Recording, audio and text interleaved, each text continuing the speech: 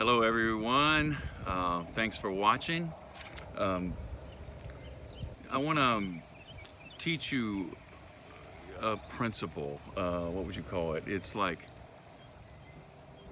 a trick that the devil uses, that he used in the Garden of Eden with Eve, and then consequently with Adam, but also a trick he still uses today. And it's good for believers to know what that is, so you can head it off at the pass. I'm reading from Genesis chapter 3, and you've heard the story of the fall of man, and I just want to read it to you. It says, "The serpent was more cunning than any beast of the field which the Lord had made. He said to the woman, 'Has God indeed said, you shall not eat of every tree of the garden?' And the woman said to the serpent, 'We may eat the fruit of the trees of the garden, but the fruit of the tree which is in the midst of the garden, God has said, you shall not eat it, nor shall you touch it, lest you die.' The serpent said to the woman, 'You will not surely die, for God knows that in the day you eat of it, your eyes will be opened, and you will be like God, knowing good and evil.'" All right, I want to say to you that Eve's first and biggest mistake was talking to the snake at all. She had no business talking to the snake and listening to the snake. And the serpent, Satan, came to her with the same lie and seduction that he still uses with you today, with mankind, with believers. And that is calling into question what God has said. He said to her, "Has God really said that?" Casting doubt on God's goodness. And actually he said that he implied that God is holding out on her, that God is holding you back. You know, you could be free if you were free of God. And Eve fell for it. She obeyed the serpent, she ate the fruit, and then we have the fall of mankind. She fed her husband, and then we have the fall of mankind, which we're still seeing today.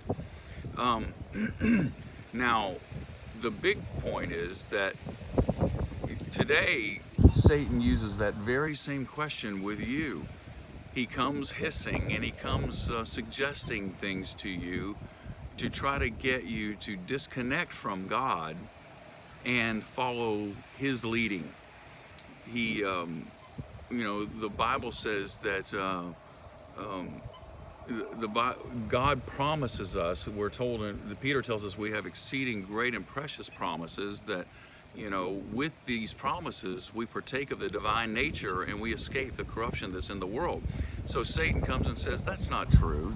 God doesn't make promises to you. He's God. He's way out there in the universe, in space, floating in a big golden chair with lightning bolts all around him.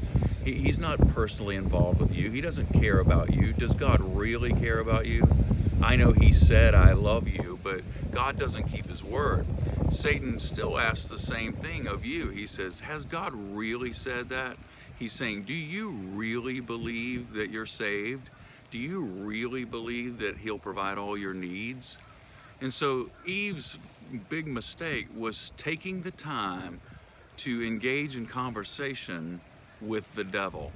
And I'm telling you, when you take time to entertain the devil's thoughts and go back and forth and talk with the devil, then you lose. You're going to lose every single time.